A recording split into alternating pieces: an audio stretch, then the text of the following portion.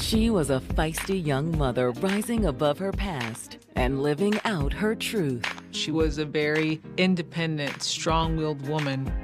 She was in a common law marriage, and it was a beautiful thing for them. But in the midst of holiday festivities, she suddenly goes missing.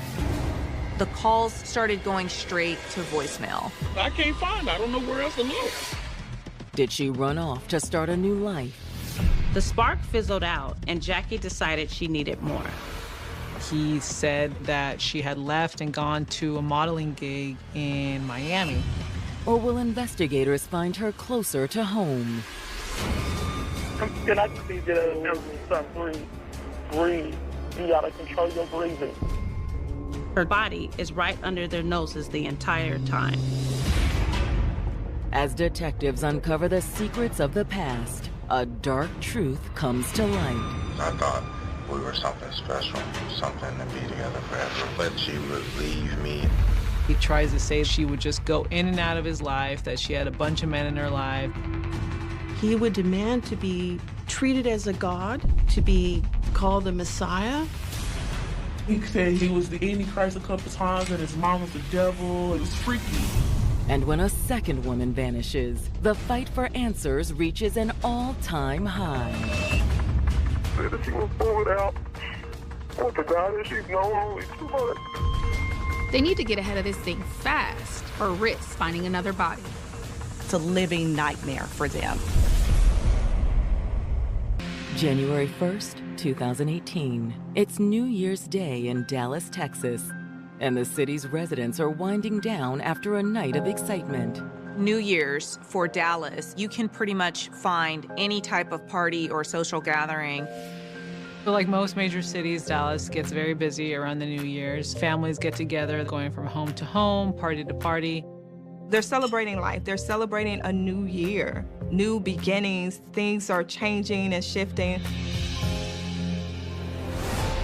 But for one local mother, her life has taken a turn in the new year that she never could have expected. It's been over a week, and she hasn't heard from her daughter, Jacqueline Hughes, who's 34 years old. Come on, pick up.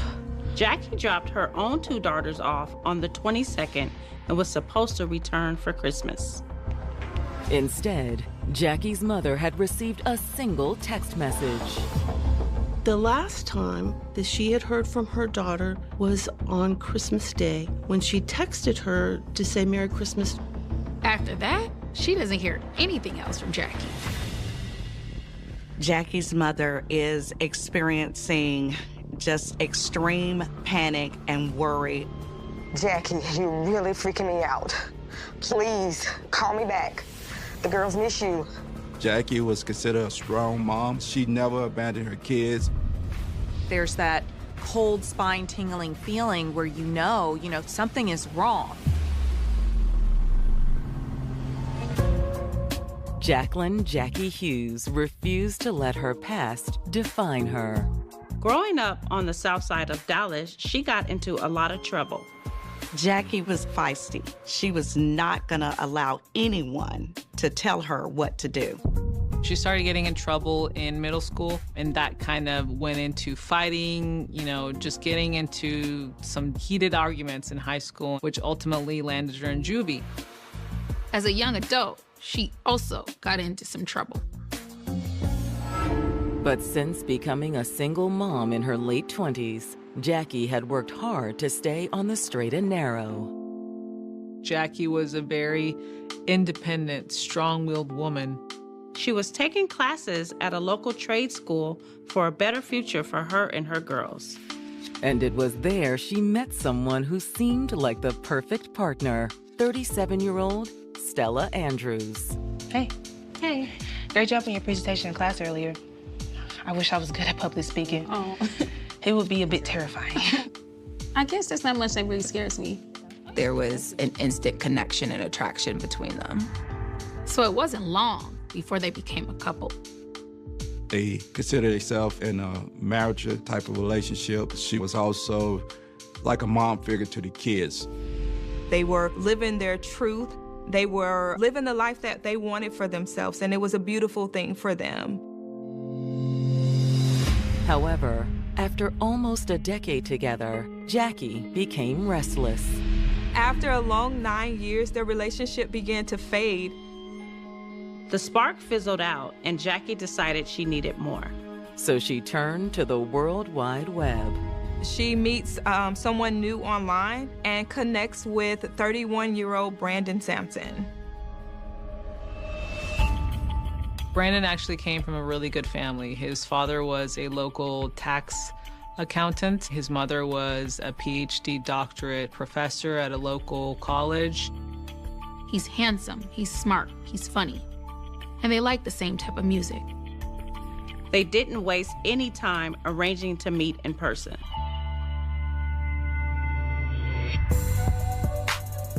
Yeah, so this is it. This is where I do my thing, make my music. Oh, this is so cool, though. Brandon went to school for media technology in hopes of becoming a music producer. He even had a music studio in his house on the south side of Dallas. Can you show me how this works? Of course, yeah. Come right here. Jackie was really intrigued by Brandon's career in the music industry. That's not something she was familiar with, so that was really alluring to her. While Jackie was excited about Brandon, she kept their budding relationship under wraps. Stella was really in the dark about all this. Jackie didn't tell her about Brandon. I think Jackie kept it from her, to protect her feelings. But not long after meeting Brandon in person, their relationship hit the fast track. It started out very hot and heavy from the very beginning. Their relationship moved very quickly. Jackie and her daughters moved in with Brandon within weeks of the meeting. The kids. It's fine. They're heavy sleepers.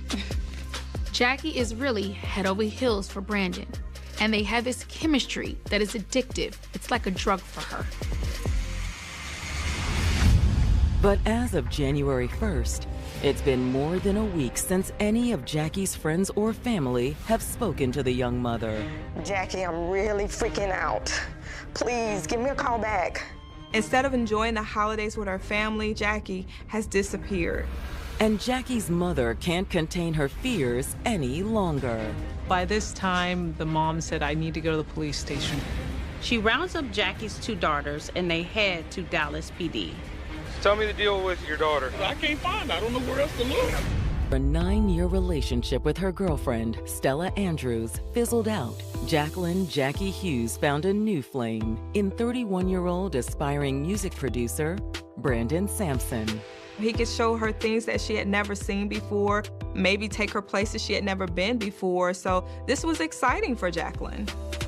Within weeks, Jackie and her daughters had moved into Brandon's house. But by New Year's Day 2018, Jackie's loved ones haven't heard from her in a full week. On January the 1st, Ms. Hughes made officers aware that she's been trying to get in touch with her daughter.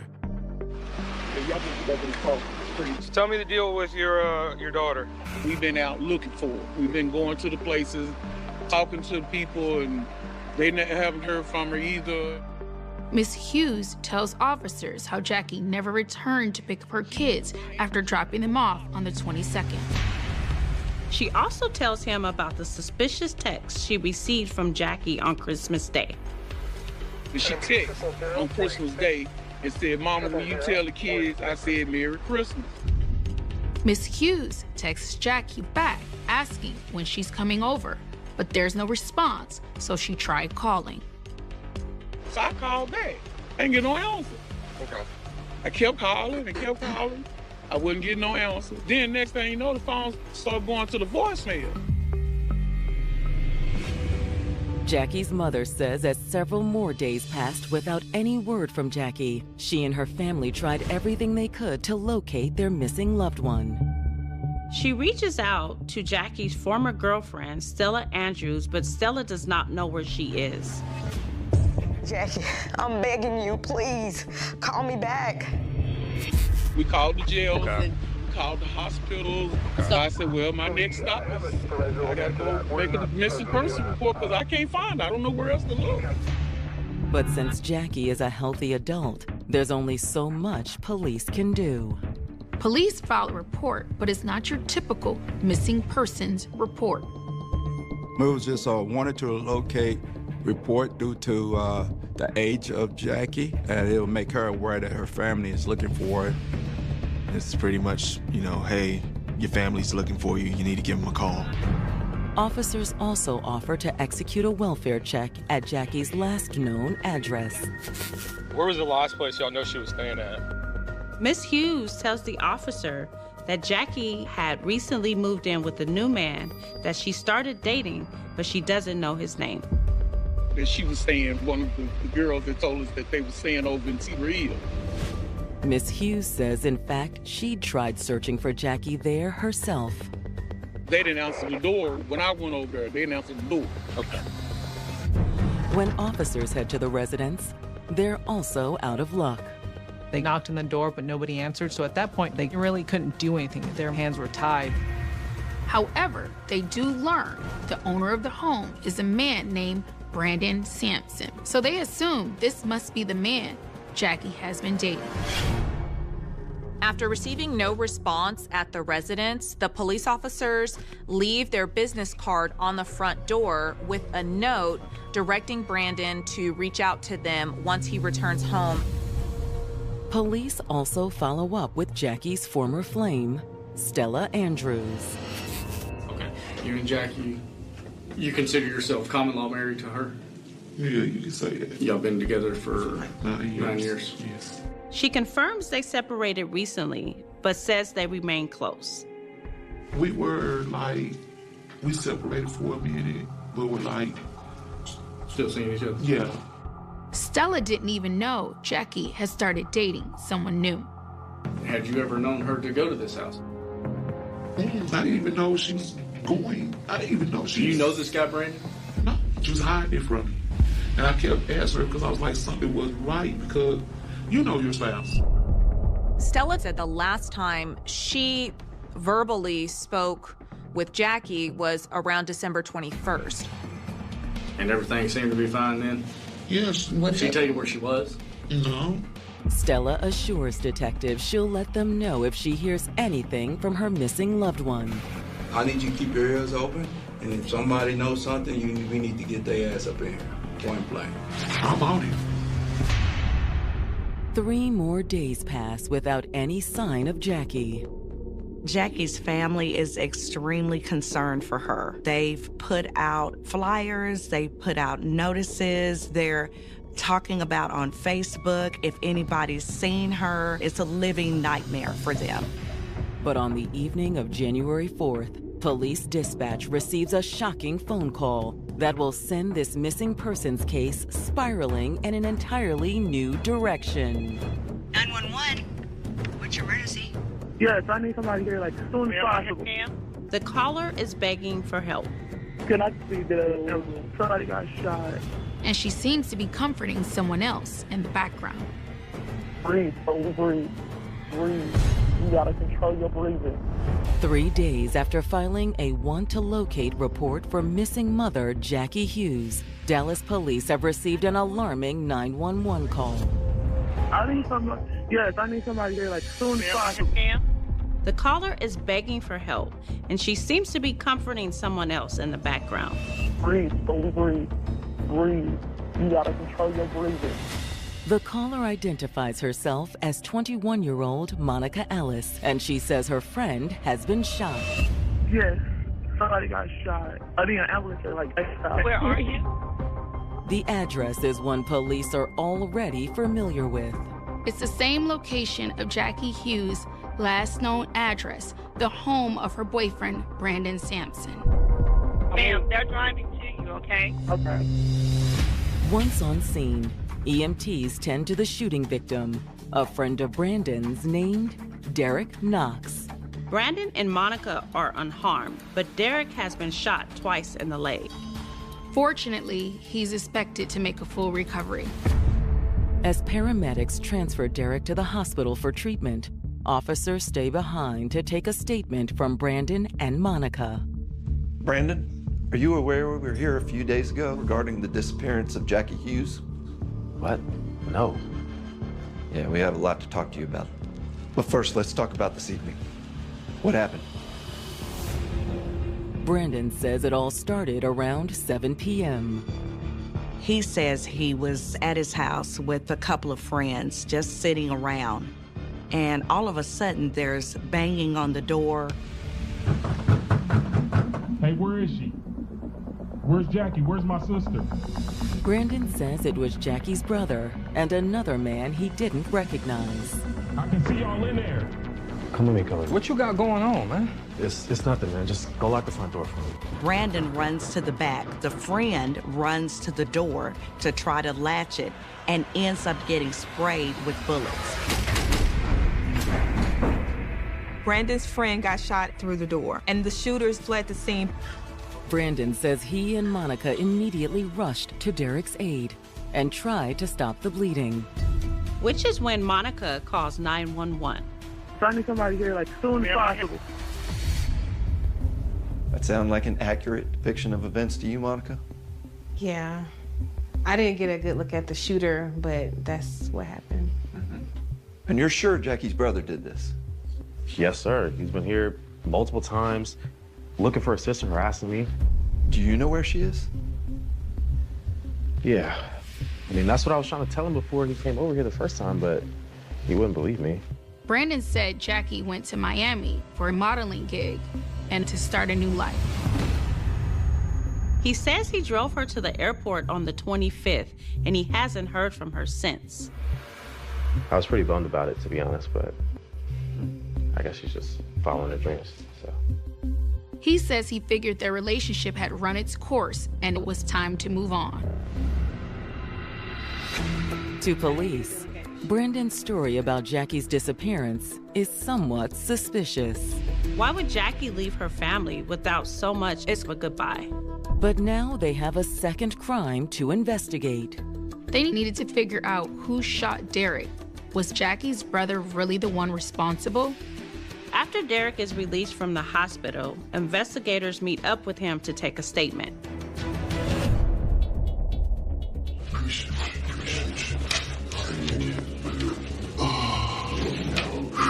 Derek is still in a lot of pain from his injuries. Thanks for waiting. How we doing? Terrible. Terrible. Yes. Pretty quickly, Derek confirms Brandon's account and says Jackie's brother is the one who shot him. How do you know it was the brother? Because he reached out to me while I was in the hospital. He reached out to you? What did he say? He was trying to be apologetic and saying that he didn't mean to hurt me. He was really trying to go for Brandon. Derek is also able to pick Jackie's brother out of a lineup as the one who shot him. That's pretty damning evidence. After wrapping up their conversation with Derek, investigators immediately bring Jackie's brother in for questioning. All right, so man, like I said, appreciate you coming down here. We're trying to get down to the bottom of this because, you know, everything is fresh for us, okay? So. He admits he has been to Brandon's house multiple times looking for his sister. I had been over damn near each day. I'm knocking on the door like I'm the police, because I'm trying to find her, you know what I mean? Yeah. Because I can't keep taking my mama crying, you know what I'm saying? I can't do it.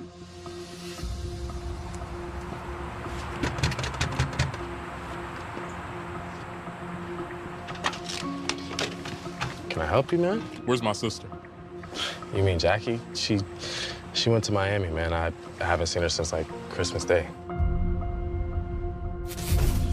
Jackie's brother says immediately that he knew Brandon's story about Jackie flying to Miami for a modeling gig was BS.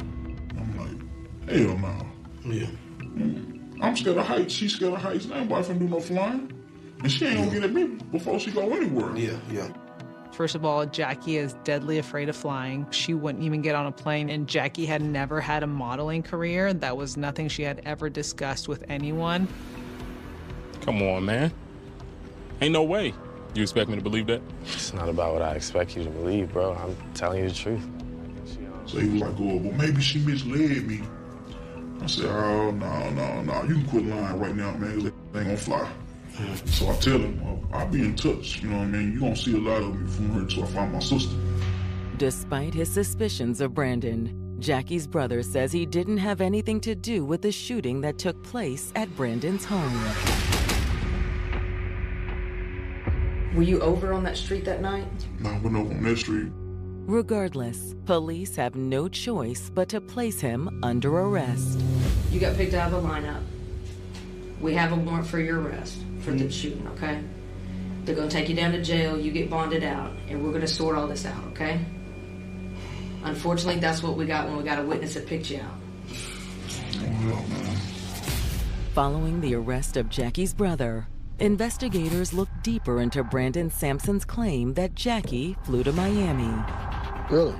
So they first called the airline to see if there was a ticket for Jackie out to Miami at any time that day. There was no record of a Jacqueline Hughes purchasing a flight to Miami or anywhere else for that matter.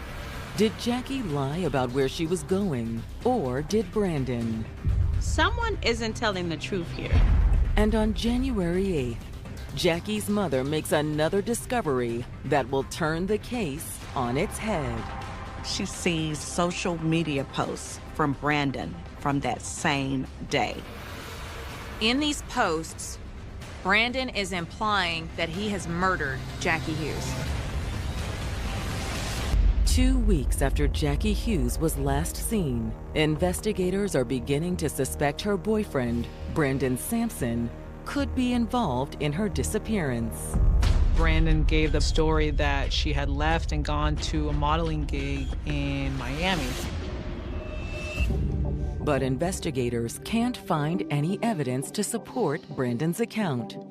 There is no history of Jacqueline Hughes purchasing a ticket to Miami or anywhere else for that matter. Jackie's family is convinced that Brandon is lying. And on January 8th, Jackie's mother makes an alarming discovery that fuels their suspicions.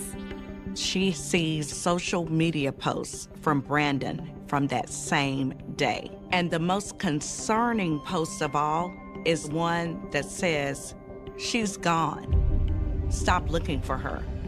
I'm gone too." In these posts, Brandon is implying that he has murdered Jackie Hughes and that maybe Brandon is attempting to flee as well.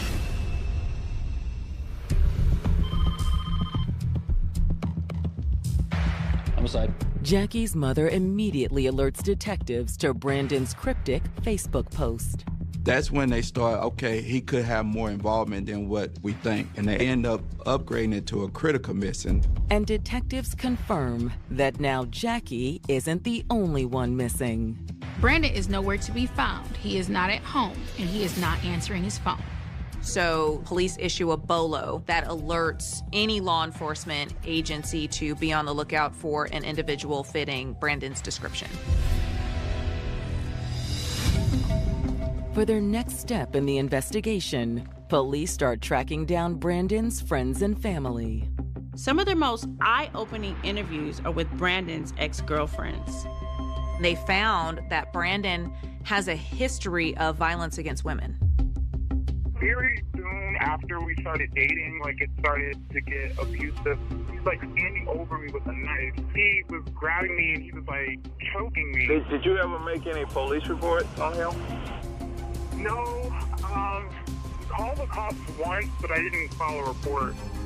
His past girlfriends didn't want to prosecute. There was a lot of unreported abuse. Thank you for allowing me to talk to you, and have a good night. Brandon was a very dangerous manipulator. He would love bomb them, offer them unconditional love, support, and then he would withdraw that. And his desire for control didn't stop there. He would demand to be treated as a god, to be called the Messiah.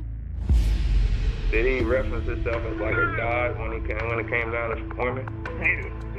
He would talk about he gonna have 7 wives and all that stuff, and he gonna have his kids, he gonna have everybody live in one house, that type of crazy stuff. With all the new information the police have gotten, they feel confident that they have enough to bring to the judge for a search warrant for Brandon's house. On January 9th, police descend upon the home of Brandon Sampson. And while most of the house appears normal, the garage is anything but. Upon entering the garage, the police are immediately hit with a strong odor. It's that distinct smell that most law enforcement know is that of a dead body. They move items out of the garage, and the more items they move, the stronger the smell becomes, until they see something wrapped in a blue blanket. That's when police make the grisly discovery they've been dreading. Dreadlocks was hanging outside the blanket. This is the body of Jacqueline Hughes. After executing a search warrant on Brandon Sampson's home, Dallas investigators have made a dreadful discovery in the garage: the body of Brandon's missing girlfriend, Jackie Hughes. After they unwrap the blanket around her, they find she is partially decomposed. Investigators believe it's likely Jackie has been in Brandon's garage since Christmas Day. It's crazy to think that when the police responded to the house after the shooting on January 4th, Jackie's body was under their noses the entire time. Now investigators are able to begin piecing together the events that led to Jackie's death. It was 30 below in temperature, so that offset decomp. It actually aided the investigation because the detectives were able to obtain more information from her body. Investigators noticed clear signs of blunt force trauma, particularly to Jackie's head. It was enough that it bruised, so that tells us that she was still alive when that injury was sustained, so it wasn't post-mortem. But the brutal beating wasn't what ultimately took Jackie's life. Her actual cause of death was a gunshot wound to the chest.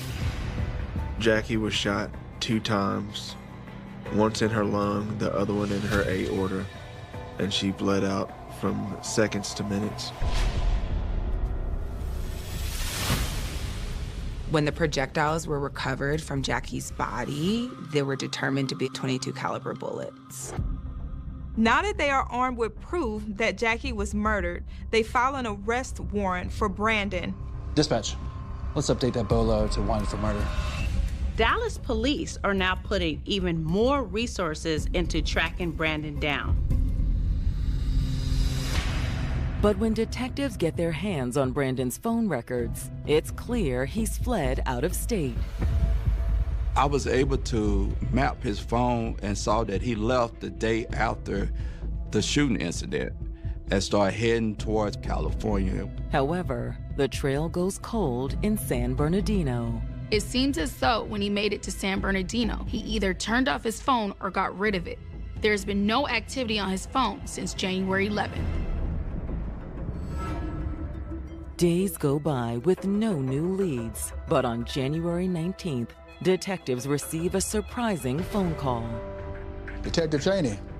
The woman's name is Janice Hansen, and the reason for her call is nothing they could have expected. Janice said that she was referred to them after she contacted the Dallas police to report her 21-year-old daughter, Monica Ellis, missing. It's the same Monica Ellis that was at Brandon's house the night of the shooting. The last time I talked to her was on January 3rd, when she came to the house and said that she was moving out with the guy that she's known only 2 months. She learned that Brandon was wanted for murder, and she tried to contact her daughter, but couldn't get a hold of her. I never would expect this, that she'd go and meet someone that's done something like this. And I don't know where she is. She hasn't talked to me. She hasn't called or texted. Now, Janice is terrified that her daughter, Monica, has become another victim of Brandon's. Knowing what Brandon is capable of, detectives share Janice's concerns. Police knew they needed to get ahead of this thing, and fast, or risk finding another dead body. They immediately start looking for Monica and pull her phone records, but just like Brandon's phone, they found that it has been deactivated. 2 more weeks pass with no leads on Brandon's or Monica's whereabouts. But on February 3rd, investigators receive another promising tip. It's from a woman living in San Bernardino, California, which is the last place Brandon's phone pinged. She told me, I got a guy that you are looking for a murder stand with my father. Finally, investigators have the lead they've been praying for. On the whereabouts of 31-year-old fugitive Brandon Sampson. Brandon is wanted for the murder of his former girlfriend, Jackie Hughes, and is implicated in the disappearance of his current girlfriend, Monica Ellis. Investigators' new lead comes from a woman over 1,000 miles away in San Bernardino, California. She told me, I got a guy that you are looking for a murder stand with my father. In tandem with Dallas police, California investigators swiftly descend on the home. They just happened to catch him when he was out in the lawn drinking his coffee. Brandon Sampson, you're under arrest. Man, I didn't do nothing, man. Worried that Brandon might have done the same to Monica as he did to Jackie, officers demand to know where she is. Where's Monica Ellis? She's inside. Was Monica another victim of Brandon's at this point? Brandon, what's going on? Let me see your hands. They discover that Monica is not hurt, that she is safe. Officers are relieved that Monica is unharmed. And as they clear the home, they come across a piece of evidence that further implicates Brandon in Jackie's murder. They found a .22 caliber firearm underneath the bed that Brandon was sleeping on. This was the same type of weapon that was used to kill Jackie Hughes. After Brandon is extradited back to Texas, Dallas investigators are eager to sit down with him. I'm gonna get to this straight. We did find Jackie, and she is deceased. And so Jackie was found at your residence. No way. Yes. Do you have any clue about that? No, I didn't know she was found at my residence or anything like that. Brandon insists that he's innocent. He had nothing to do with this. Really, he starts with victim blaming, is what we call it. Jackie was the problem. Jackie was the one playing with my emotions, and Jackie left me. Me and Jackie's relationship was a confusing relationship because I thought we were something special, something to be together forever, and she thought the same thing in my eye, but she would leave me. He tries to say she would just go in and out of his life, that she had a bunch of men in her life. He also denies making the social media post that would link him to Jackie's murder. You never posted anything on Facebook? Hell no, I never posted You sure? on Facebook. I'm 100%. I hadn't had a Facebook or touched you have quite a few Facebook pages. I haven't had a Facebook or touched a Facebook or anything like that since before Christmas. He denies that he knows anything. So the detectives try several different ways to confront Brandon with evidence that they have been gathering. You know, there's some projectiles that was found inside Jackie's body. Would that projectiles be shot from that gun that you was caught with? No, it shouldn't be at all. It shouldn't. And you should say yes or no. You what should I'm know. saying is no, because I never shot that gun before. He never really admits to anything in terms of shooting that firearm. You could tell he was lying. And you're not telling me the truth, No, bro. I'm telling you the truth, sir. You have nothing to do with Jackie's death. Nothing to do with Jackie. But investigators are confident they're looking at Jackie's killer. He knew Jackie was dead. He knew Jackie was in that garage. And so any version that he may give now that he had nothing to do with her death is out the window. At the end of the interview, they charge him with murder. He was charged with first-degree murder, which carries a punishment range of 5 years in the penitentiary up to life in prison. As investigators prepare for trial, they sit down with Brandon's new girlfriend, Monica Ellis.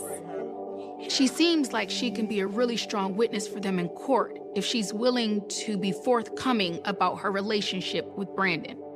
There's some questions I have to ask you. Hopefully you'll be truthful. Yeah. Okay, I just kind of want to lay the grounds of when did you meet Brandon? I was talking to him on tag.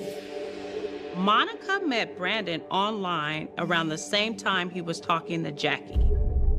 He completely enchanted her very, very quickly, and the same pattern started all over again. But it wasn't long before Monica started to see Brandon's true colors. Yeah, because it was weird because he was starting to threaten me, and he was like, oh, you ready to die? You want death to come upon you? I'm like, no, I don't want death. When did he start doing that? That third week before y'all filmed, really.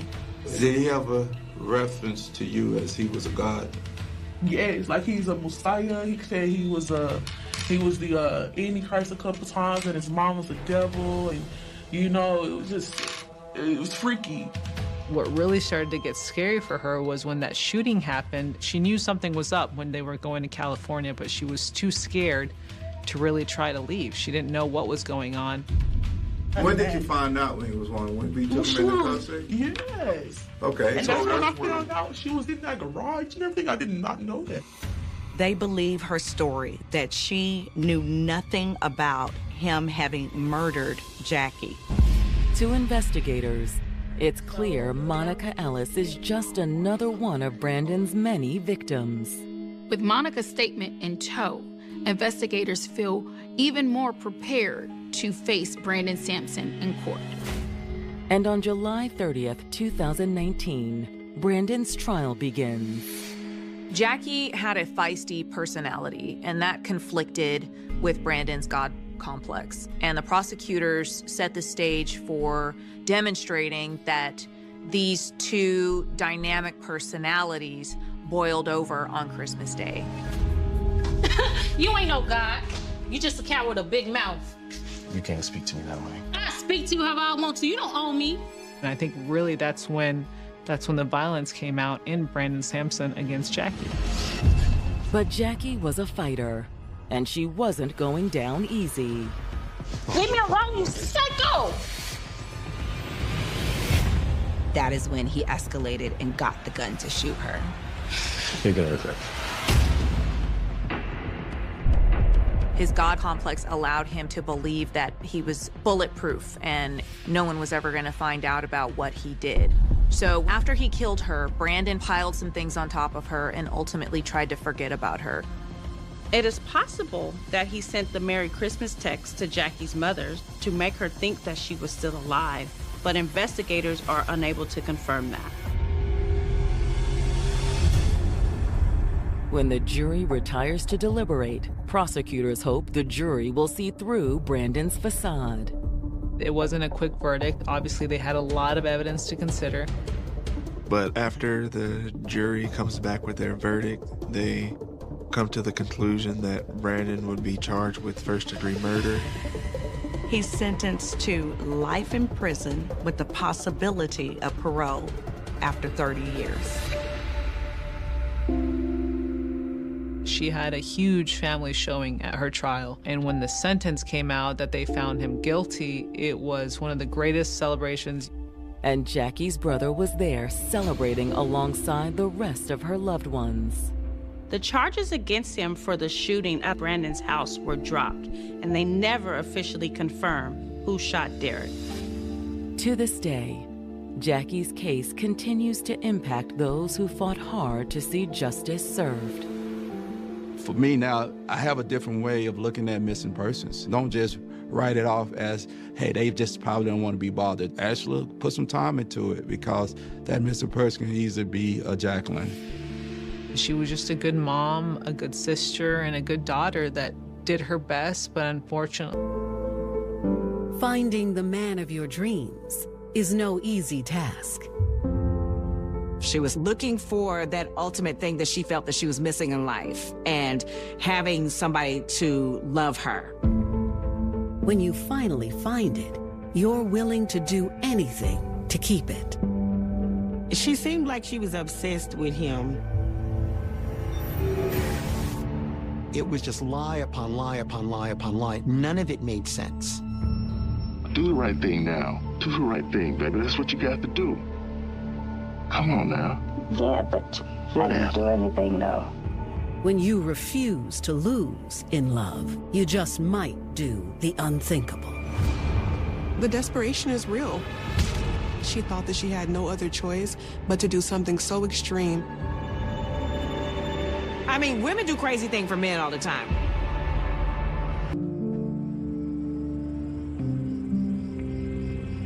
Tuesday, May 15th, 2001. As the sun sets in Houston, Texas, most residents settle in for the night. Houston is a city that has grown so much within the last couple decades. We have people from all over, from speaking different languages, different cultures, different communities. And so it really is a melting pot and a microcosm of the United States. While most of the city is fast asleep, a 911 call sends a jolt through the Houston Police Department.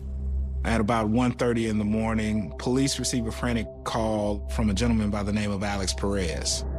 Alex says that 3 unknown men broke into the home that he shares with his wife, Joanna Rodriguez, as well as their cousin and their newborn baby who was just born 4 days prior. He's reporting that his wife has been kidnapped along with their newborn child.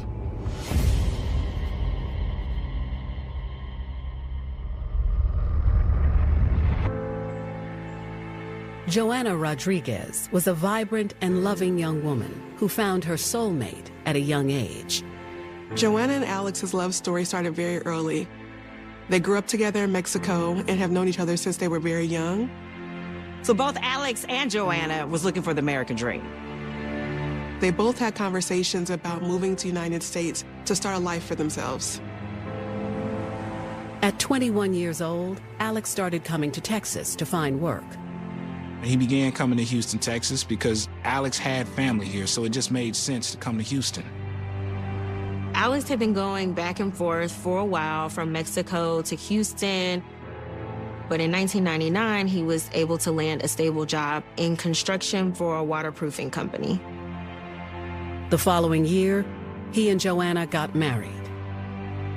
Shortly after they got married, she finds out that she's pregnant. Obviously, Alex is ecstatic, with the news. Alex wanted his family with him, and he decided the best place for his son to be raised was in the United States.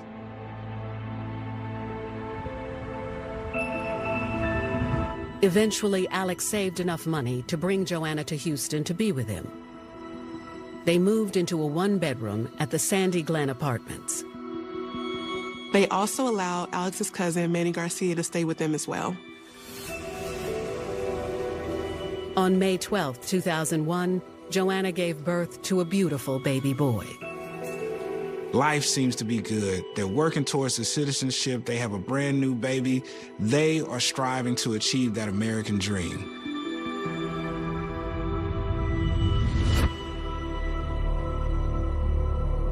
But just 4 days later, that dream is shattered when the family is brutally attacked in their own home, and Joanna and the baby are abducted.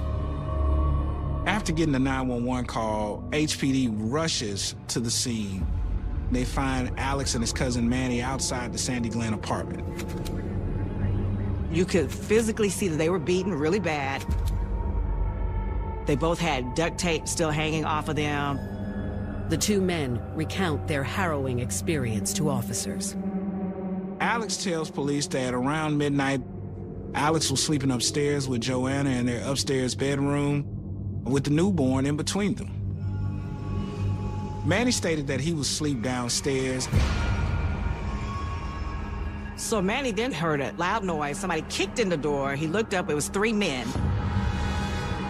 And they just started tearing up the house, tossing stuff. Manny says then he was tied up with his hands behind his back with electrical cords. Manny said that 2 of the men rushed upstairs to where Alex and Joanna were, and one stayed downstairs, forcing him to turn over to his stomach, repeatedly asking him, "Where's the money? Where's the money?" Manny tells the man, "I don't know what you're talking about. he heard the man cock the pistol. At this point, Manny becomes scared for his life. Manny tells the man, "My wallet is in the closet." Unfortunately, the wallet only had $80 in it. The gunman took the little $80 out, and he seemed like he was really upset that it was not more than $80. Upstairs, Alex was going through his own nightmare. He says that he and Joanna were asleep with the newborn in between them, and all of a sudden, two unknown men wearing ski masks barged in pointing weapons. Alex stated that these men were demanding money. So he pointed at the closet where he was storing $1,000 that he was saving up to purchase a new vehicle. He told them to take the money and leave.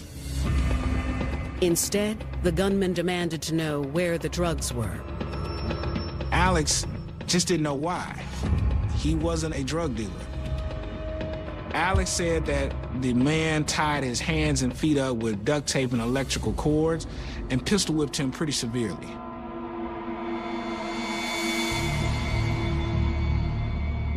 Alex tells police one of the gunmen got a phone call. He answers the phone and he says, "I'm inside, do you want it?"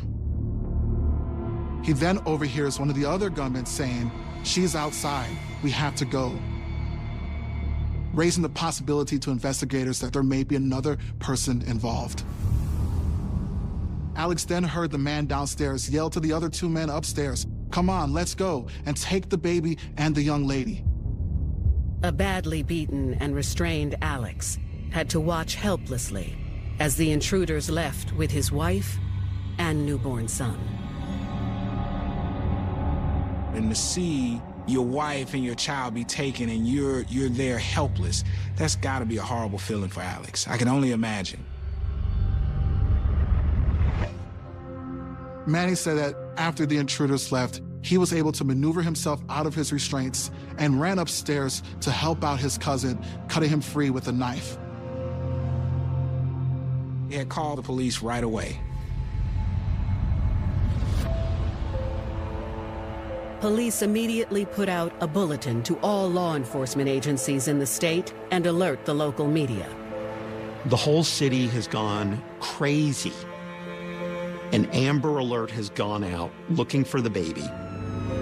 And so time is definitely of the essence in trying to find Joanna and her child. The clock is ticking.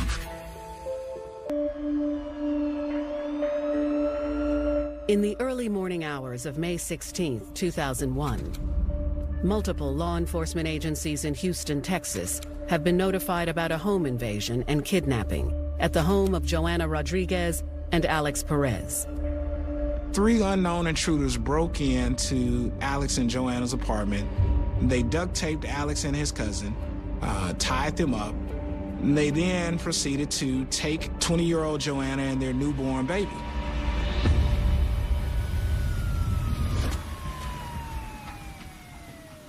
Homicide, home invasion, and the robbery teams of the Houston Police Department arrive at the Sandy Glen apartment complex around 2:40 a.m.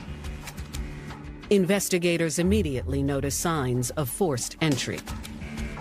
The door looked like it was kicked in with so much force that bits and pieces of the wood in the frame was just laying all over the place. The investigators then turned their attention to the kitchen and the living room and noticed that it was ransacked. Officers also observed that phone lines were cut, and in fact, those wires were used to tie and bound the victims. So on the stairs, they found strands of duct tape. And then when they get upstairs to the bedroom, they find a whole roll of duct tape. What struck the investigators as being odd was the fact that a baby and a woman were taken. Investigators are trying to figure out why.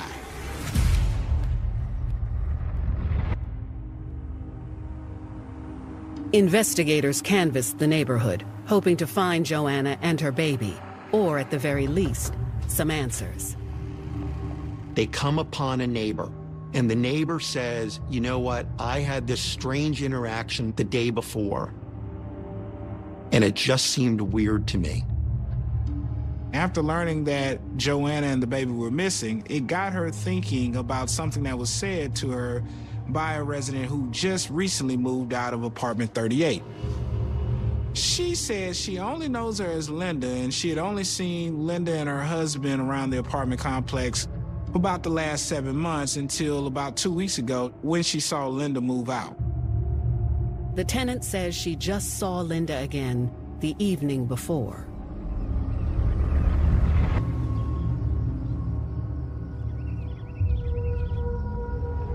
While she's taking out her trash, she observes Linda outside of her old apartment. She tells investigators that Linda waves her over, and she gets into the front seat of the car. They spoke for a little while, passing pleasantries, and while in the vehicle, she noticed an empty baby seat in the back seat of the vehicle. Linda then shakes her belly and says that she's going to have a baby tomorrow. The neighbor was shocked because Linda showed no apparent signs of pregnancy, but Linda insisted that she in fact was. And this wasn't the first time Linda told her she was expecting. There were repeated stories about how she was going to have a baby. None of that ever came through. When the supposed due date would come and go, and neighbors would confront her about it, she would get angry and retort that the baby had died. Detectives agree that this behavior is more than suspicious. They learned that apartment 38 was rented to a man by the name of Victor Duran and his 42-year-old common-law wife, Linda Carty. Born in the British territory of St. Kitts and Nevis, Linda Carty was well known for her big heart and kind nature. She always was smiling, always happy. She kind of reminded me of my mama. She was soft-spoken, real light, tiny voice, just sweet. Linda never shied away from helping those around her.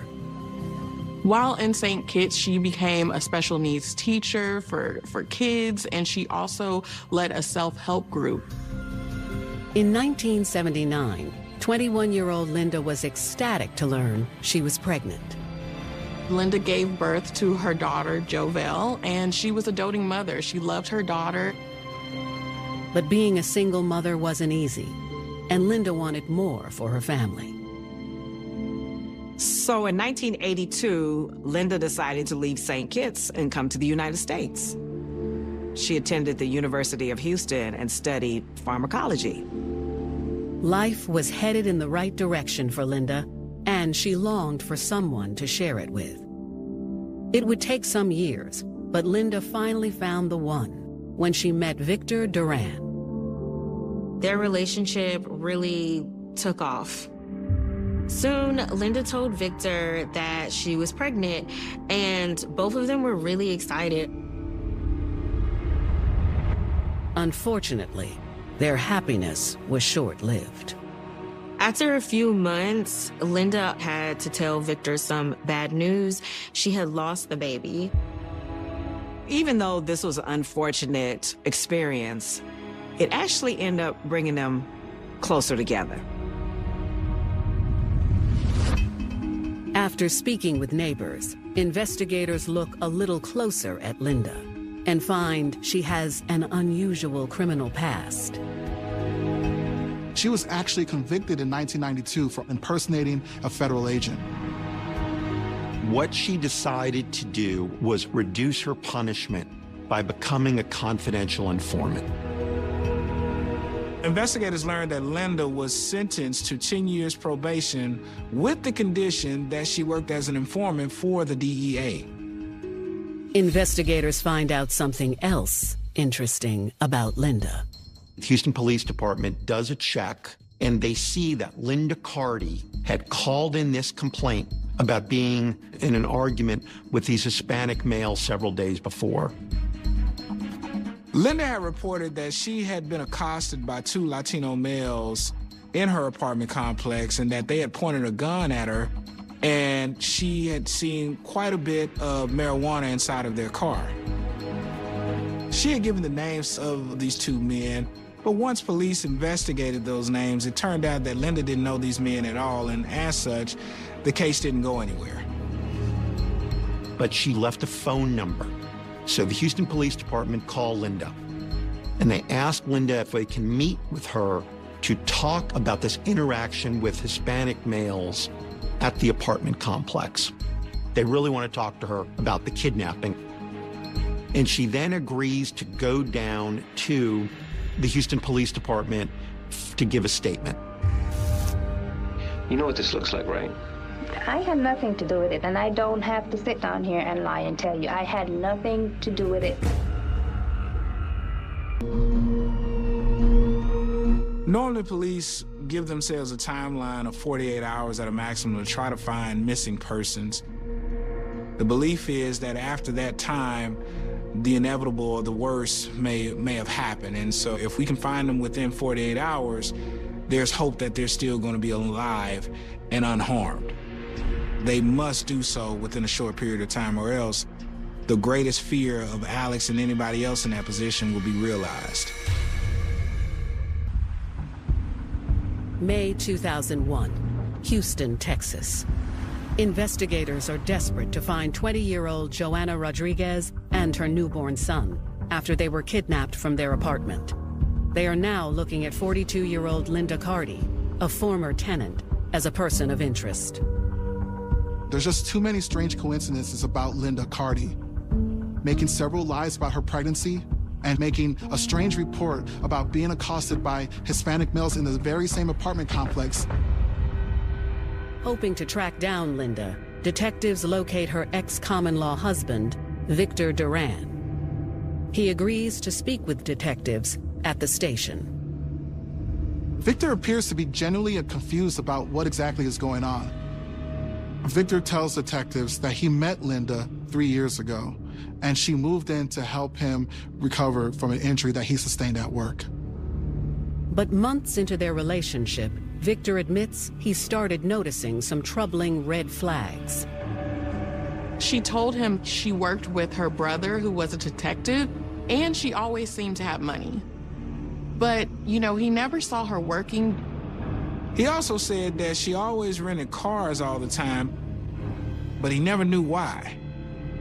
He says he suspected Linda was involved in something shady. He didn't want to get involved in whatever Linda was doing. And so at this point, he just asked her to move out. And that's when Linda claims that she's pregnant. Victor tells investigators that Linda tells him 3 separate times that she's pregnant with his baby. In the first 2 instances, Linda eventually told Victor that she had miscarried. Earlier that month, when Linda told him she was pregnant for a 3rd time, he decided that enough was enough. At that point, Victor is not comfortable in his relationship, because if you're lying about being pregnant, what else are you going to lie about? Victor says that he pays the last month's rent and finally moves out of the apartment. Victor tells investigators that he did hear from Linda the day before. Then he says Linda called him on May 15th around 10:30 p.m. This is the night before the incident happened, and she tells him that she's going to have a baby boy by tomorrow. She says that she is staying at the Hampton Hotel and that she wants Victor to be with her, but he refuses. He says that he received several calls with her repeatedly asking him to be with her, and each time he says no. Detectives send a team to the hotel to look for Linda. But when they enter the hotel room, they find nothing but baby items. Everything is telling investigators that Linda is likely involved somehow in the abduction. But where are Joanna and her baby? Detectives make contact with Linda's daughter, Jovel, and bring her into the station. Jovel seemed to confirm that Linda miscarried 3 times. And that was the reason why all the baby items was there. Detectives ask her if she has any information about Joanna or her baby. But Jovell says she wasn't in town. Although she does inform them that while she was gone, she loaned her car to her mother. She also rented a car for her mom, so her mom could get some of the items out of the apartment and move it to storage. Investigators take that information and head to the storage unit, hoping to find Joanna and the baby being there. Investigators speak to an employee there who remembers Linda renting several storage units just days before the abduction. Linda told her that she was expecting a baby boy. In fact, Linda tells this employee that she's already in labor. Then Linda returns to the storage unit on May 15th around 6:30 p.m. As she stayed for about an hour, and she was seen retrieving a couple baby items, including a blanket, a few outfits. The employee tells the detectives that Linda was driving a tan car when she came to the storage unit. And Linda tells her that she had the baby already, and that the baby was home with his father. She lied to so many people about being pregnant, to even her own daughter, her husband. Investigators track down Linda and bring her to the station for questioning. Do the right thing now. Do the right thing, baby. That's what you got to do. Come on now. Linda ultimately tells the Houston Police Department, "I think I know what's going on." May 2001. Houston detectives have zeroed in on Linda Carty as a possible suspect in a home invasion and abduction. With the web of lies that Linda has been spinning, detectives know that they have to come down pretty hard on Linda to get her to tell the truth. And Linda tells them that she is an informant for the DEA, and she gives the officers her DEA handler's name. Linda had not been an active DEA CI for about 4 or 5 years, but she had this relationship with her handler for a number of years thereafter. Linda's former DEA handler, Curtis Miller, sits down with Linda to try to get to the truth. We've been too close too long. Do you know anything about it? He's pleading with her to tell any information that she knows about this case. And Linda is holding her guns at this point. Do the right thing now. Do the right thing, baby. That's what you got to do. Come on now. Yeah, but I didn't do anything, no. Linda eventually admits that she didn't tell detectives everything. Linda then says that she loaned her rental car and her daughter's car to some guys that could know something about this abduction. Because they were out there scoping the area. Detectives ask why they chose that family. Apparently looking for drugs or something. How would they know they were giving the drugs, sweetie? The first time he came over there, he asked me if I know how much drugs they have in there, because somebody tipped him off and told him that they had like a whole bunch of drugs. Linda says one guy's name is Chris, but she has no clue where they got this information. Anything about the baby? You know where the baby's at? If anything, if they have the girl, they're gonna have the baby.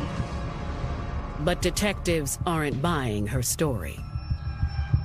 Linda Carty repeatedly lied. It was just lie upon lie upon lie upon lie. None of it made sense.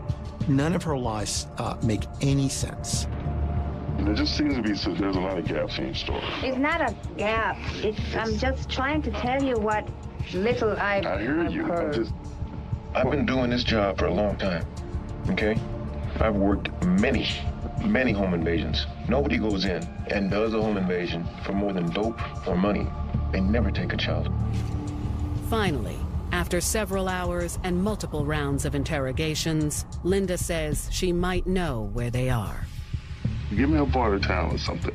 Think, brother, think hard, because we need to get that woman back, and we got to find that little baby. I can take you to where I know. They hang out. Linda shows police to a house on Van Zant Street. When they get to Van Zandt Street, they find 2 cars, both of which are linked to Linda. One car is owned by her daughter. There also is one car that Jovell had rented that Linda was driving. When investigators approach the cars, they fear what they'll find. But in a sigh of relief, their long search finally comes to an end. In the car is the baby, with the car running, the air condition running, and the baby is remarkably okay. Investigators called emergency crews who rushed the baby to Children's Hospital in an ambulance. And of course, they notified the baby's father, Alex, who naturally rushed to the hospital to be with his child. Inside the car, they find items used in the home invasion, along with what Linda had removed from her storage unit. In the cars, officers find duct tape, Lysol wipes. They have ropes in there. There's just baby clothes, a baby bag. It is incredibly incriminating evidence. But there is no sign of Joanna. While the officers were by the vehicles, they noticed a foul smell. So they proceeded to open up the trunk, and they found their worst fear. There is just an extraordinary level of heinousness and cruelty to this offense that makes it different. I never in a million years would have thought that she was going to do that. After an intense interrogation, on May 16, 2001, Linda Carty leads Houston investigators to a house on Van Zandt Street, where they find Joanna Rodriguez's missing baby, as well as Joanna's body. Her arms and legs were bound with duct tape with her arms behind her. Her mouth and nose had also been covered with a plastic bag that had been taped tightly around her neck. She obviously had been suffocated. This woman who had just given birth to a baby is dead in the trunk of Linda Carty's car. Linda is immediately arrested for aggravated robbery and capital murder. Detectives confiscate her cell phone to be analyzed for evidence as police swarm the house and property. They find a man named Chris Robinson inside. They immediately arrest him. Linda refuses to talk anymore, so detectives shift their attention to Chris Robinson. Realizing he's facing a capital murder charge, Chris starts talking. He gives a taped confession. In the confession, he places himself and Linda at the scene. Robinson admits to investigators that Linda Carty is the ringleader who set the whole thing up. She was wicked lady. Chris says that Linda Carty recruited him and 2 other men, Gerald Anderson and Carlos Williams. What was Linda's scheme or plan? She conned us. Conned you into what? Conned us into going in a people's house and had us thinking it was a dope house. She told us, she said she was about 1,000 pounds. What Linda tells these other people is that in this apartment, there are hundreds of pounds of marijuana.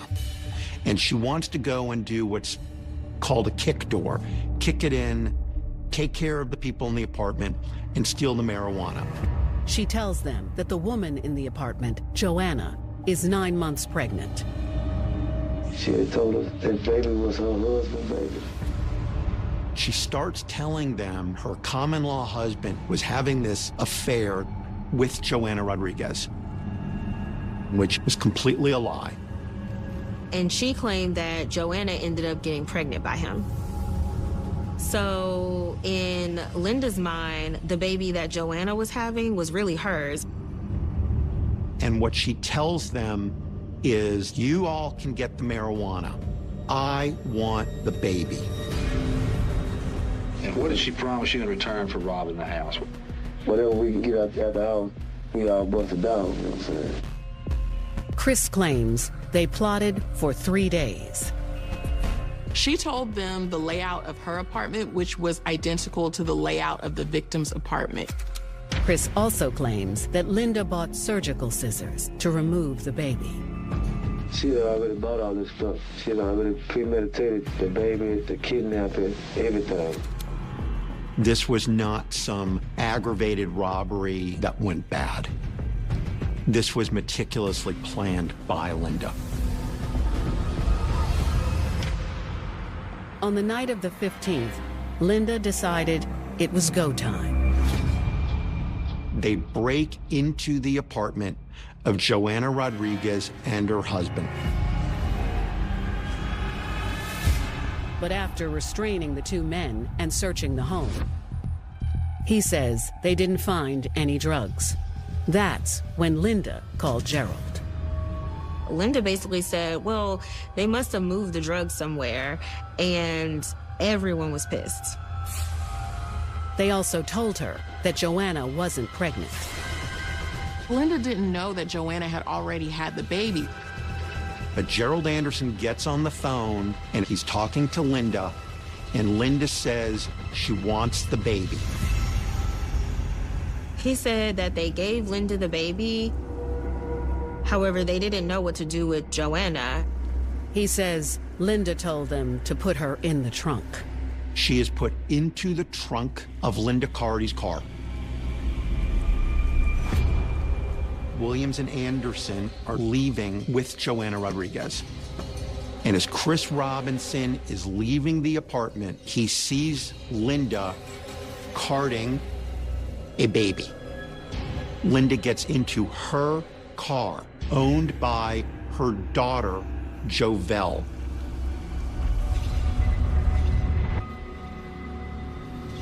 Chris says they all regrouped at Van Zant Street. And they're fighting. Chris Robinson leaves the property for a little bit. When he comes back, he sees Linda Carty in the trunk of the car. She was trying to kill the lady.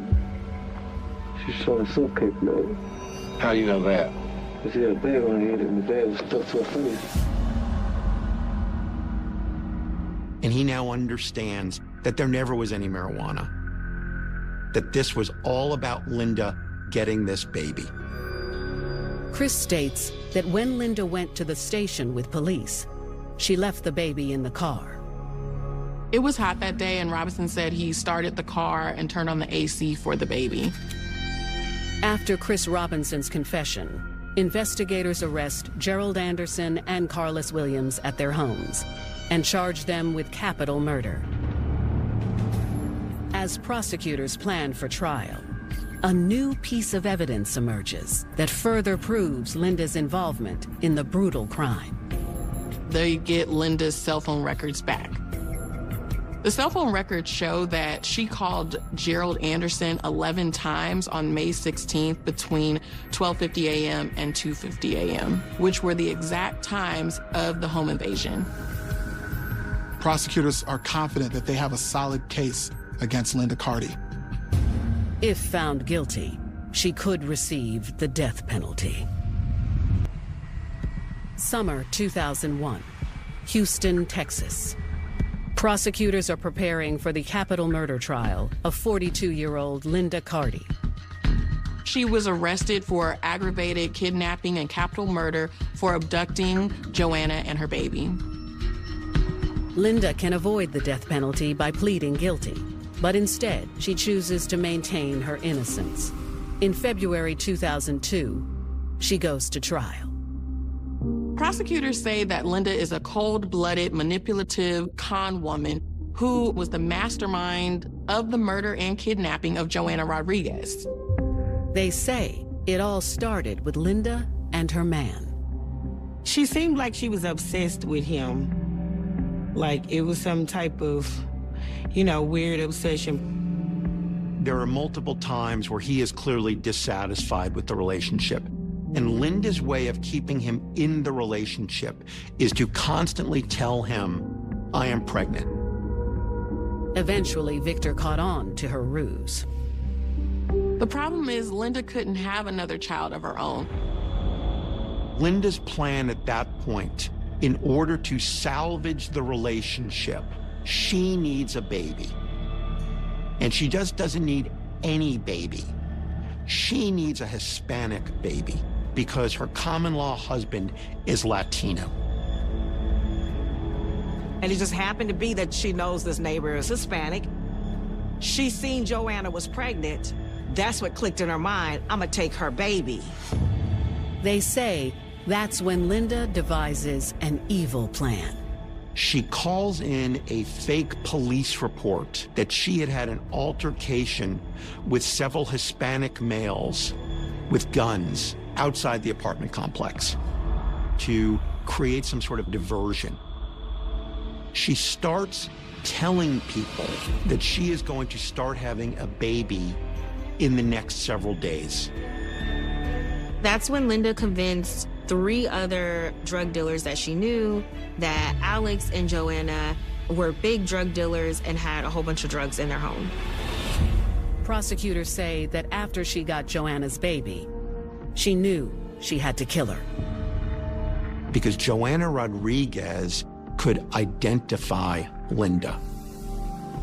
She was desperate to maintain this relationship with her common-law husband, and she was willing to resort to capital murder to get him back. Despite the overwhelming evidence against her, Linda refuses to admit she did this to keep her man and insists all she did was loan out her cars. One thing that is particularly clear is that Linda's a liar. All of the evidence is so incredibly compelling that Linda Carty did this. And the jury agrees. On February 19th, 2002, Linda Carty is convicted of the murder of Joanna Rodriguez. She is sentenced to death. When they gave her the death penalty, I was in shock because it was a horrific crime. And for her to be a mother, for her to think to do that to someone. Following Linda's conviction, her 3 co-conspirators hoped to avoid the same fate. Anderson pleads to aggravated kidnapping and is sentenced to life in prison. Robinson pleads guilty to aggravated kidnapping and is sentenced to 45 years in prison. And Carlos Williams was found guilty to kidnapping and was sentenced to 20 years in prison. I was overjoyed, like relieved, that her family would get some justice for Joanna. So I was relieved that nobody got away with it. As of today, Linda Carty has exhausted all of her appeals and is now eligible for an execution date. As for Alex and his son, after the trial, he felt like it would be best if he went ahead and moved back to Mexico. This was just a really sad case, and you have such loss, and for what? It just was altogether really sad and tragic. I don't understand that. I mean, women do crazy things for men all the time, but that's like beyond, okay? Because you wanted to keep that man.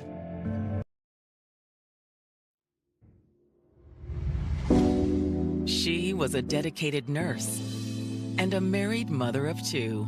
She always was looking to take care of others.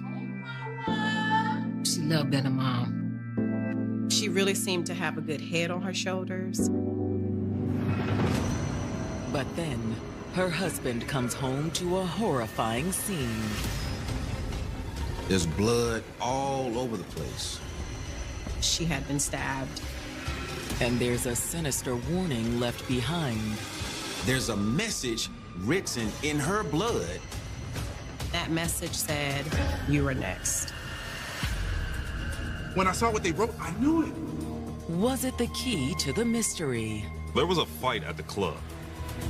It was chaos. He fired some shots in the air. You sure about this? She gotta go. He thought it was retaliation.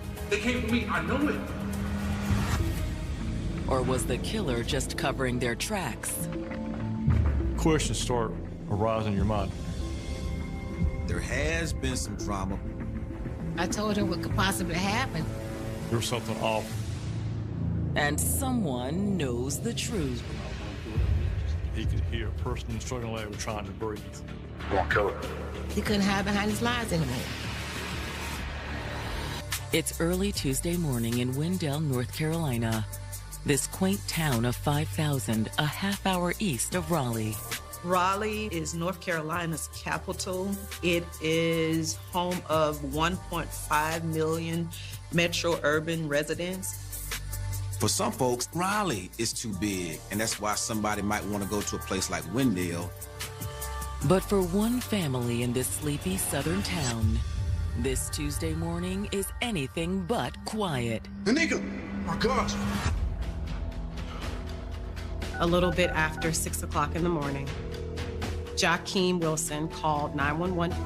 911, what is your emergency? I just got home and my wife, I found her. She's sprawled out on the kitchen floor, bleeding. I think she was stabbed.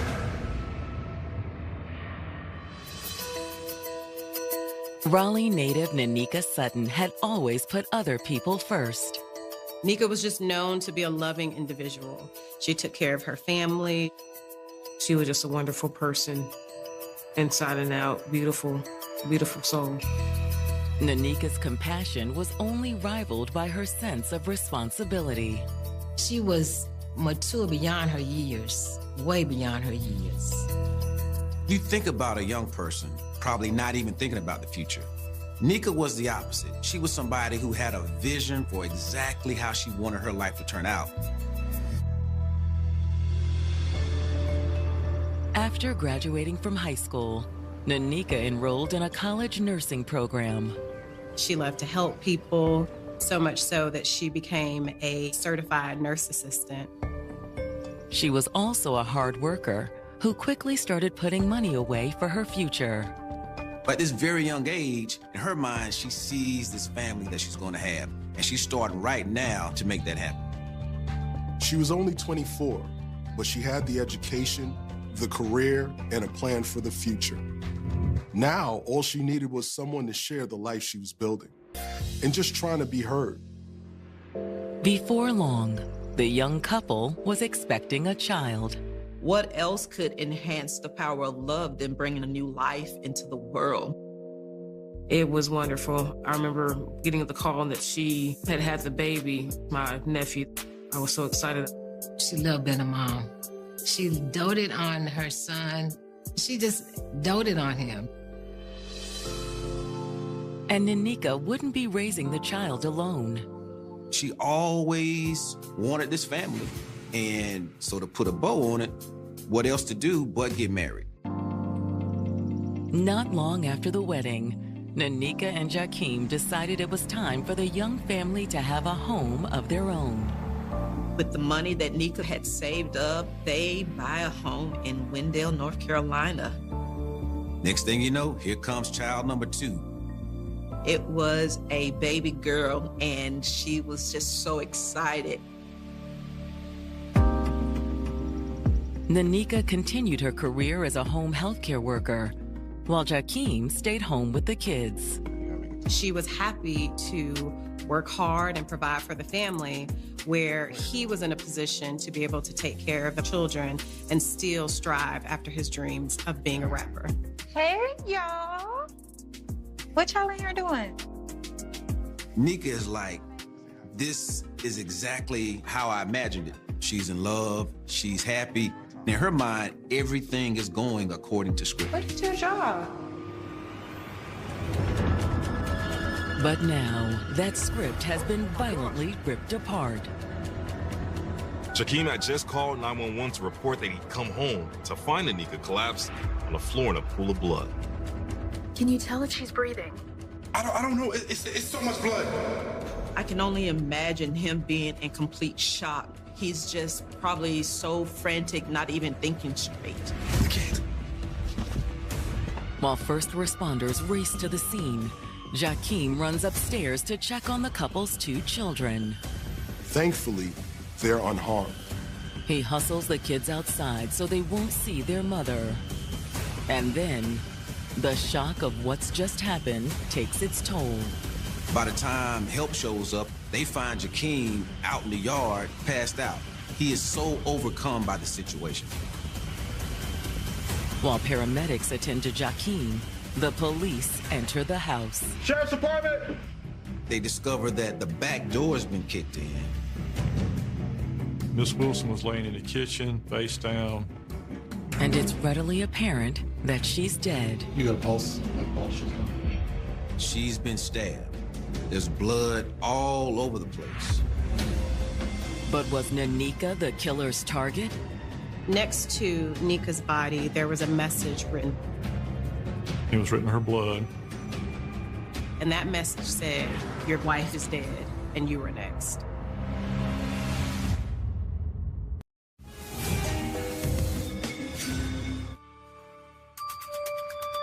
Jakeem and Nanika Wilson had built a life for themselves and their 2 young children in Wendell, North Carolina, a small town just outside Raleigh.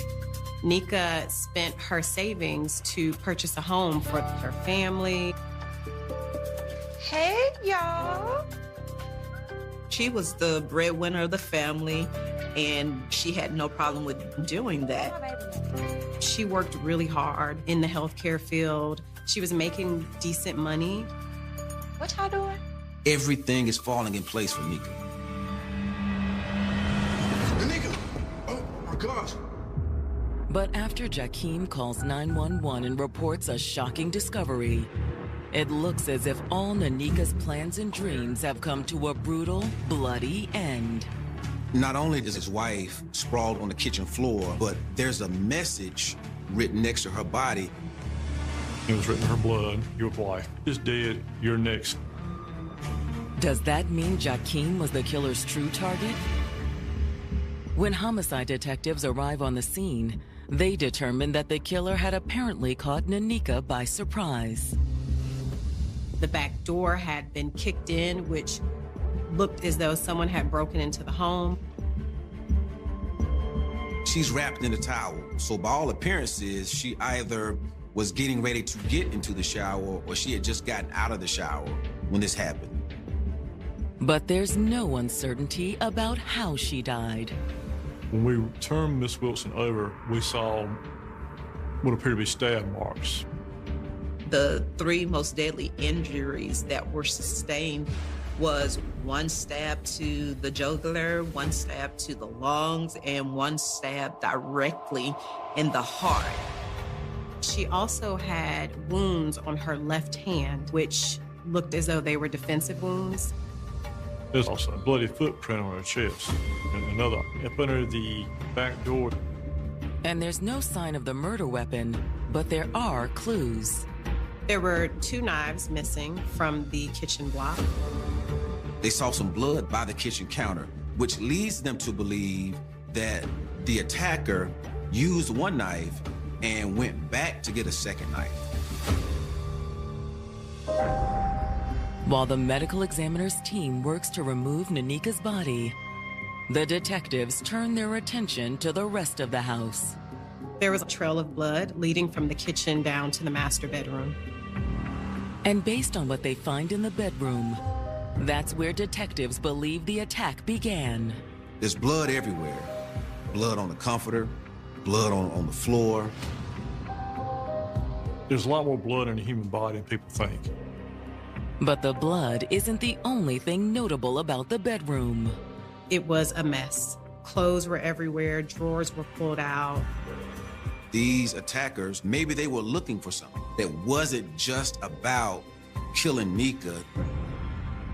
In the master bath, detectives find additional evidence that Nanika was either getting into or out of the shower when the killer struck. The shower was still running.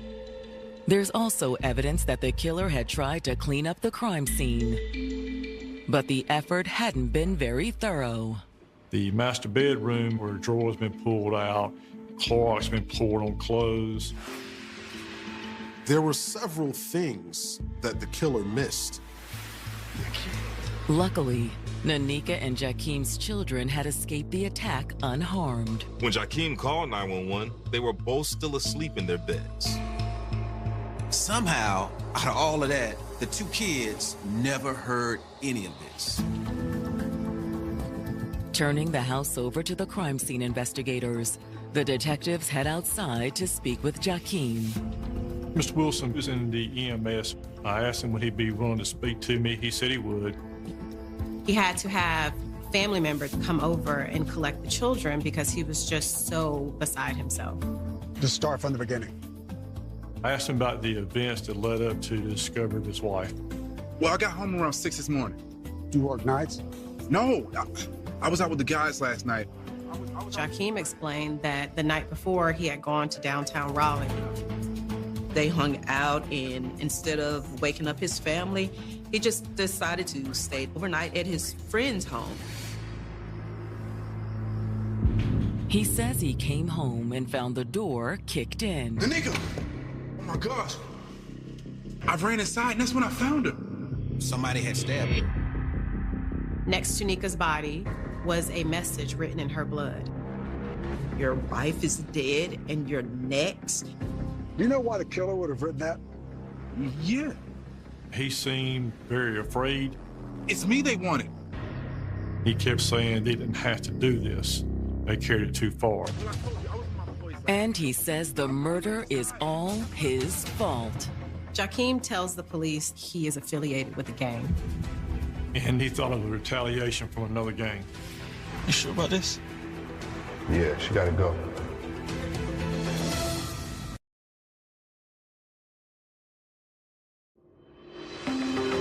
Jakeem Wilson has told detectives investigating the murder of his wife, Nanika, that he thinks he knows who killed her.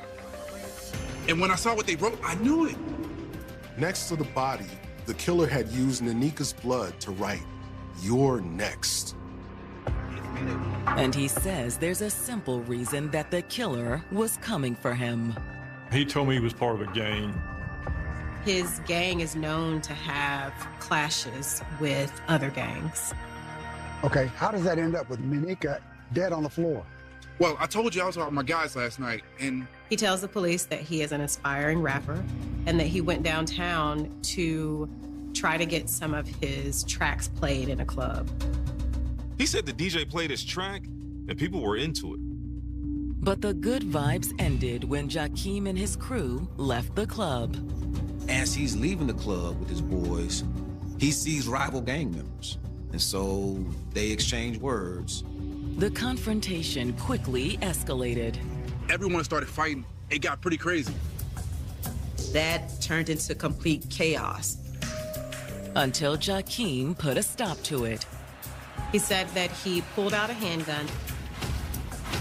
Jakeem fires some shots in the air, which allows him and his guys to make that exit. Where's the gun now? I got rid of it.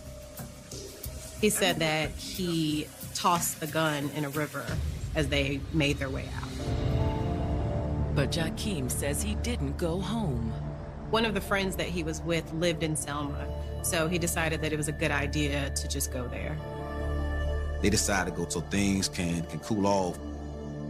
He says that on the way, they stopped by a liquor store.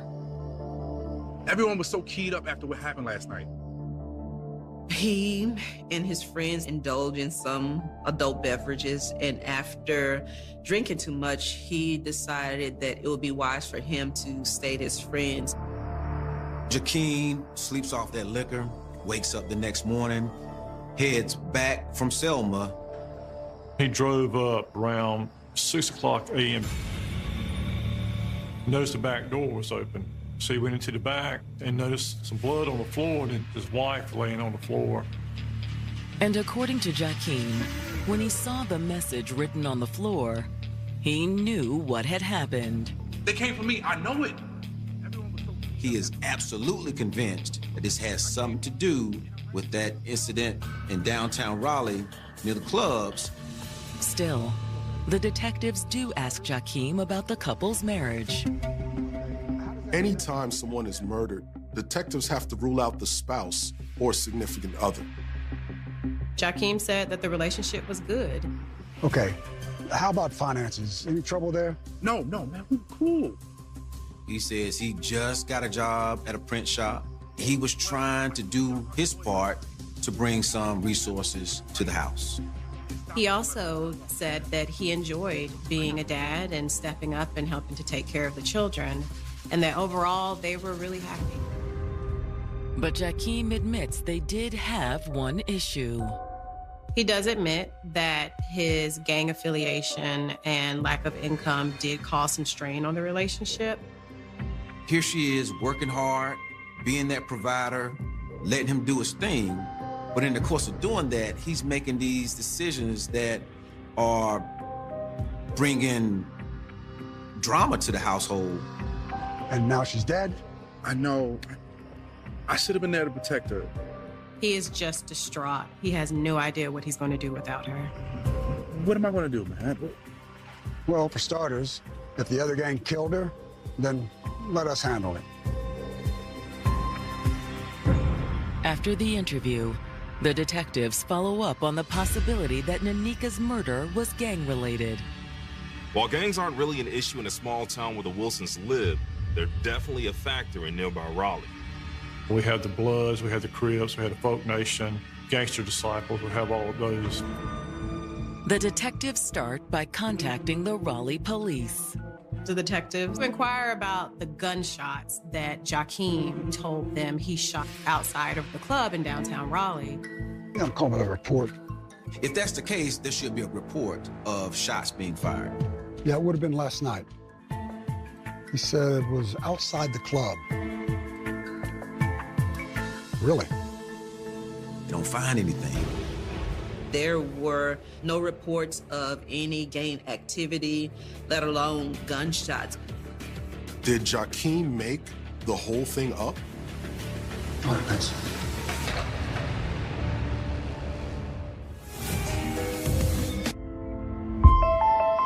Gang member and aspiring rapper Jakeem Wilson has told the detectives investigating his wife's murder that her death was payback aimed at him. He thought that one of the rival gang members attacked his wife. He said it was retaliation for a fight outside of a downtown Raleigh club earlier that same evening. They came for me, I know it. But after following up with the Raleigh police, the detectives have reason to doubt his story. Jakeem claimed he had broken up the fight by firing several gunshots into the air. He said it was outside the club. And when they contacted the local police, Really? there was no report at all about any gunshots. That doesn't mean that Jakeem is lying. The system perhaps didn't pick up the gunshots. All right, thanks. But if Jakeem is lying, it's not hard for detectives to guess why. Now, was he trying to push the blame on the gang because he was responsible for Nanika's death? There may be a way for the detectives to learn the truth. The detectives were able to reach out to a criminal informant that they had in the rival gang. They asked about whether there was an altercation that particular evening. The informant says, nah. Of course, he could be lying.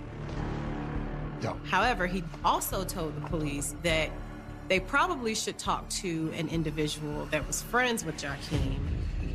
His name is Isaiah Barnes. Everyone on the streets call him Toto. According to the informant, Toto is part of Jakeem's crew and was probably with him at the club. When they bring Mr. Barnes in, he seemed very reluctant to talk to them. I ain't got nothing to say to y'all, man. I heard there was a beef at the club last night. And that Jakeem Wilson was involved. But Toto says he hadn't heard anything about it. He tells them there have been no recent incidents between those two gangs. Okay, well, suppose you heard about Jakeem's wife? Someone broke into their house and killed her. What? Really? He said that he didn't know anything about what happened to her. But then he says something that takes the detectives by surprise. He said that he wouldn't be shocked if Jakeem actually had a hand in Nika's death.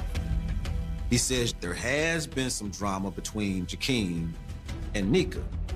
What sort of drama? Just the usual stuff, you know? Like, Nika's always nagging. She's always giving him a lot of grief about things.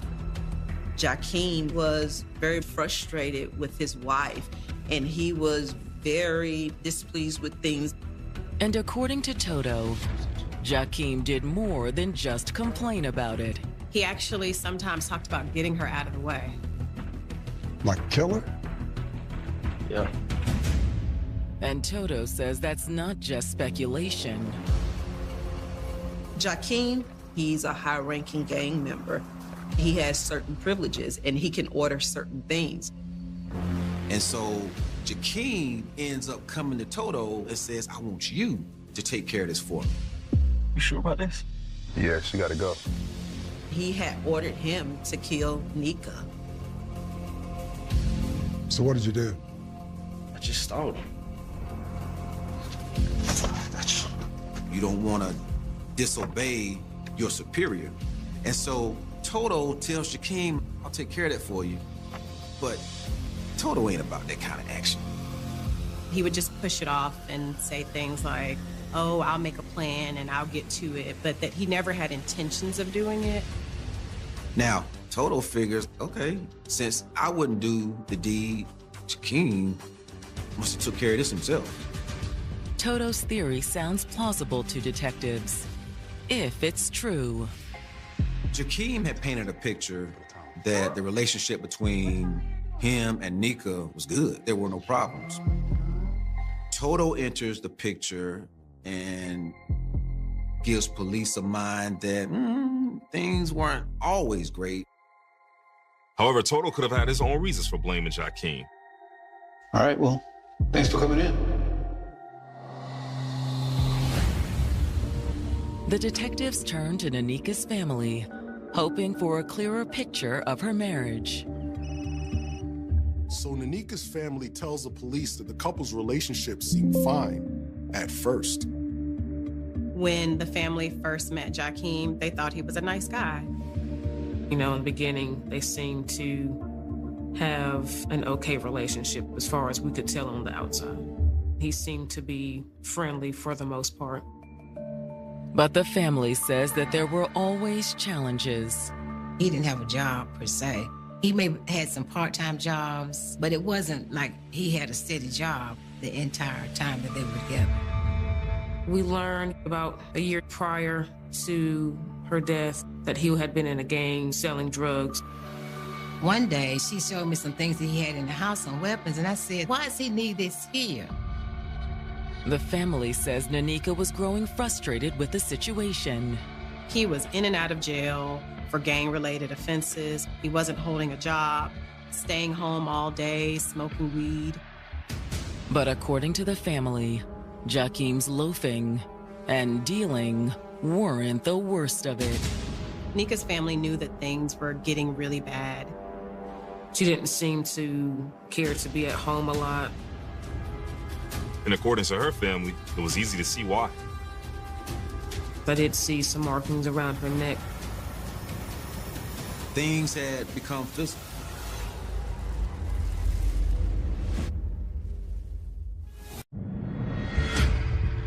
Nanika Wilson's family has revealed to the detectives investigating her murder that the 24-year-old nurse was trapped in an abusive marriage with her husband, Jakeem. There were times when things would get so rough in their household that Nika would take the kids over to her parents' house, and she would stay there. The family witnessed the bruises on her. She came to stay with me for a while, and she showed me where he had choked her. The family says they'd encouraged her to leave Jakeem. I asked her, why would you live with someone who choked you and left marks on your neck? And she just changed the subject. Nika asked them not to get involved in it. She was in love, and she wanted her family to work, and she believed that things would get better. In her mind, this is just a little bump in the road. It's just something that we need to work through. and she worried what a split would mean for their children. She did not want them to be fatherless, so she stayed there with her husband, her abuser. The children were young. Nanika also feared losing the house they'd recently bought. She said, "What about my house?" I said, "Your house? You prefer a house to him putting his hands on you?" Nika's family begged her, please, don't go back into that situation. But see, Nika had built this life. She was invested financially, emotionally. And so in Nika's mind, she was too entangled. She was headstrong on what she wanted, so I told her what could possibly happen. I said, it's not going to get any better. Her family was thinking along the lines of, all of this could turn deadly. But their hands were tied. The family knew what was going on, but they respected her wishes not to interfere with their marriage. And now that Nanika is dead, the family is certain Jakeem is responsible. I knew he did it. I said he killed her. He was a member of a gang. I just knew he did it. It's my gut feeling. But it will take more than a mother's instinct to make an arrest. While the family's claims that Jakeem was abusive definitely made him a suspect, he did have an alibi for the evening of the murder. After hanging out with his friends in downtown Raleigh, he decided to just stay at their house. It was while he was away that the rival gang supposedly broke in and killed him. Suspecting that Jakeem has been lying, the detectives dig into his alibi. First person they tracked down was a young man named Roderick Howard. 17 years old, young, but got a little swag to him. Like, I'm this tough guy, but he understands the situation and he agrees to chat. Roderick tells the detectives that he does know Jakeem and he did hang out with him the night before Nika's murder. But Roderick says he wasn't with Jakeem all night. Roderick said that Jakeem stayed with another friend that lived in Selma. That friend's name was Jamie. Roderick says, get with Jamie, and he can tell you what you need to know. The detectives are not sure if Roderick is telling them the truth, but they do decide to go out to Selma to meet the friend Jamie.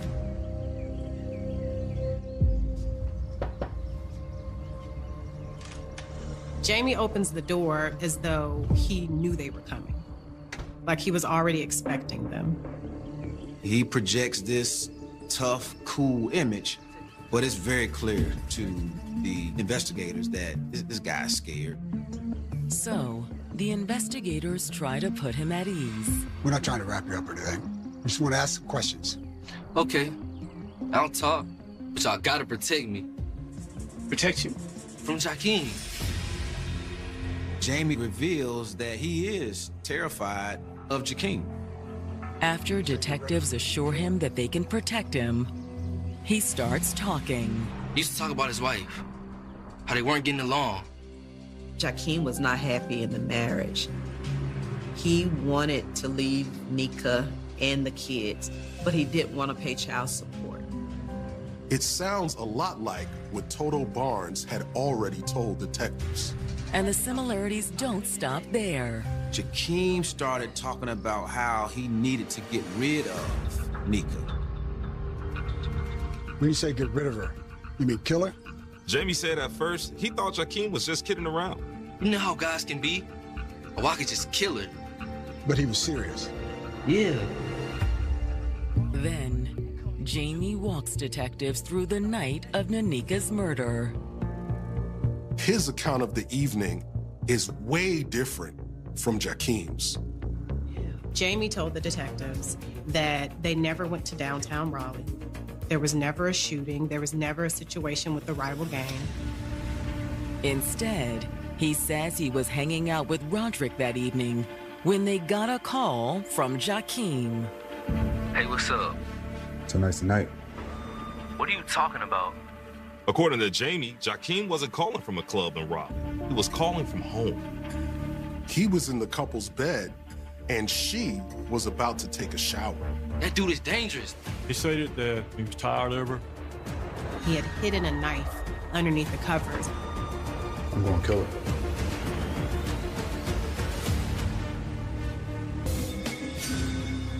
Nika was a bright, young woman.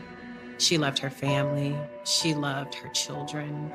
And it's sad to know that such a shining, bright light was dimmed and cut off so short and so early. Who knows what she could have done? If she would have gone further in the healthcare field, if she would have done great things in the community. And it's just so sad that we will never know. We'll never know how far she could have gone in life.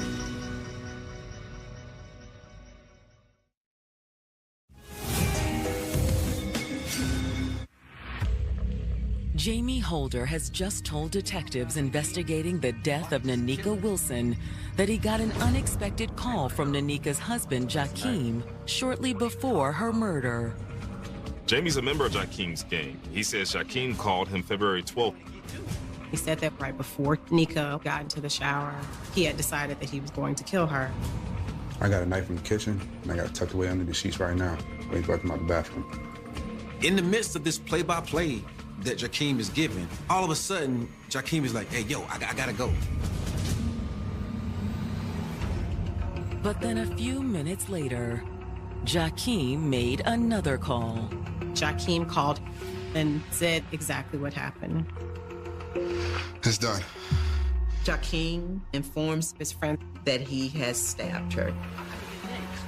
You could hear a person on the phone struggling like they were trying to breathe.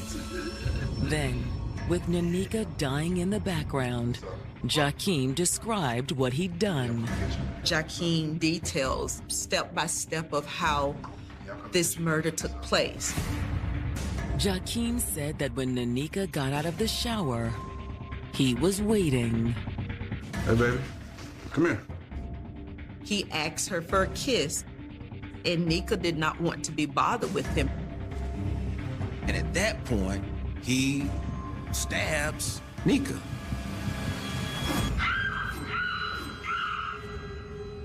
And he said after he had stabbed her, he just continued to stab her multiple times nonstop. Jakeem was so ruthless that he actually broke the knife while he was stabbing her. But the broken knife didn't stop Jakeem. He drags her into the kitchen to get another knife so he could finish the job. And then Jakeem said something even scarier. He said, I'm on the way to come get you. Jakeem called me and was like, I'm coming to get you. For a moment, Jamie thought he was next. But to his relief, that's not what Jakeem meant. He tells Jamie, listen, I need your help to clean up this mess. He got into his car and he went and picked up Roderick and Jamie and brought them back to the house to help him clean up the scene. I had to help him. I could have been next. But he says that once they got back to the house, they abandoned the cleanup effort. You gotta clean this up. They kicked in the back door. He instructs them to stage the scene, to make it look like a robbery. That much blood, it's just not coming up. So they stepped to the next step. Then they go into the bedroom. They start pulling out drawers. And to top it off, Jakeem had Jamie add one final touch. Jakeem forces Jamie to write this message in Nika's blood. He stood over him and told him what to write. Writing blood, we killed your wife, you're next. Yo, what? Let's do it! He did it because he was afraid. And according to Jamie, Jakeem came up with his cover story. He tells Jamie, you're my alibi. You're going to say that I was with you in Selma. But now Jakeem's entire plan has come undone. Jamie informed the officers that he couldn't hold it any longer. Not just having a conscience, but having a heart. He couldn't go along with Jakeem's plan. Go ahead and chance behind your back for me. However, just because Jamie's been honest, he's not in the clear. Despite Jamie being cooperative, the officers informed him that they still had to charge him. He gets charged as an accessory, and so does Roderick.